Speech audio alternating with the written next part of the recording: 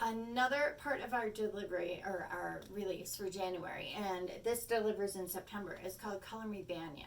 And Color Me Banyan is basically if I come up with a technique or I see something that I really want to showcase and show differently, because we are, Banyan Batiks is very much a designer collection, or a whole group of collections that we've cultivated and we've very carefully selected that work together.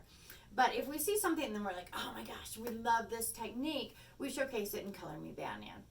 Now this one is the burst. And as I lay this out, you can see that they work fantastically back with the collection. So originally, yeah, was I going to put them in here?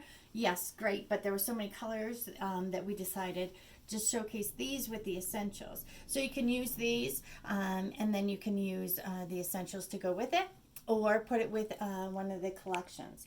I tried it out, and generally what I try and do is work with a collection and see if it's going to work in a quilt. And I tried it out with the North Park quilt right here.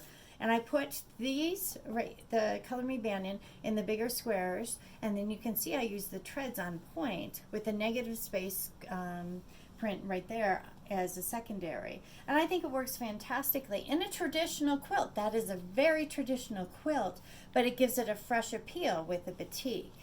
Okay, and some of the other Color Me Banyan colors, you can see right here, the bursts. Aren't they rich?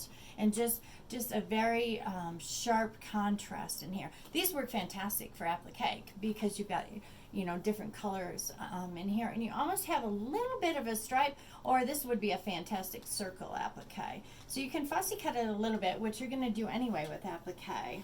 And a little bit more bright and vibrant of the turquoise. Then I've got, of course, your rust and a little bit of coral and gold. And our favorite, bright pink and purple, and more of a subtle kind of green with a little bit of brown tones in there.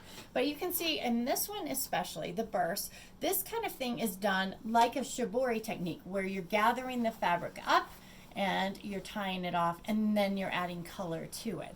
And that's all hand done in Bali.